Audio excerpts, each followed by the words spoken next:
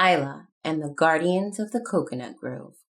Deep in the heart of a lush jungle in Madagascar, where the air was thick with the scent of flowers and the songs of birds filled the sky, there stood a grove of towering coconut trees. But these were no ordinary trees. Inside each coconut lived a tiny magical fairy.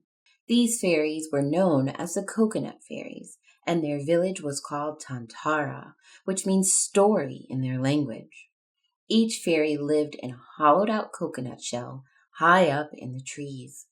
The shells were their cozy homes, decorated with soft moss carpets, flower petal pillows, and glowing firefly lanterns. The coconut fairies were as colorful as the jungle itself. Their wings shimmered in shades of green, blue, and pink, and they wore clothes made from leaves and flower petals. Each fairy had a special job to do in their village. Fino, the water fairy, made sure every tree trunk got a drink from the sparkling stream nearby, and Toki, the light fairy, lit up the night sky with his glowing wings, so the village was never dark. One sunny day, little Ila, the youngest fairy, discovered a mystery. She was playing by the roots of the coconut trees when she noticed a sad plant with drooping leaves. Why are you so sad, little plant? She asked, fluttering her wings gently. The plant whispered, I'm thirsty, but I can't reach the water. The roots of the big trees drink it all up. Ila's heart felt heavy. She wanted to help the little plant, but she didn't know how. She flew back to her home in the coconut shell and thought hard. Then she had an idea. Ila gathered the other fairies and said, what if we share the water from the stream with the plants on the ground too? The other fairies looked at each other and nodded.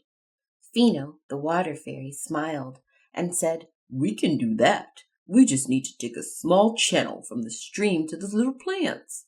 And so they got to work. The coconut fairies, with their tiny hands and magic, dug little paths in the soil, leading the stream's water to the thirsty plants below. They sang as they worked, their voices blending with the sounds of the jungle, creating a melody that made the whole forest dance. When they finished, the water trickled down to the roots of the little plants, making them perk up and smile. The plants thanked the fairies with a shower of sweet-smelling flowers. Ila beamed with joy. Now every living thing in the jungle will have enough to drink. From that day on, the coconut fairies were not just caretakers of the trees, but the entire jungle. They made sure that every plant, big or small, had enough water, and their village of Tantara flourished like never before. And every evening, as the sun set and the sky turned pink and orange, the fairies would gather around the oldest coconut tree in the village. They would tell the story of the day Ila found a way to help not just the coconut trees, but all the plants in the jungle.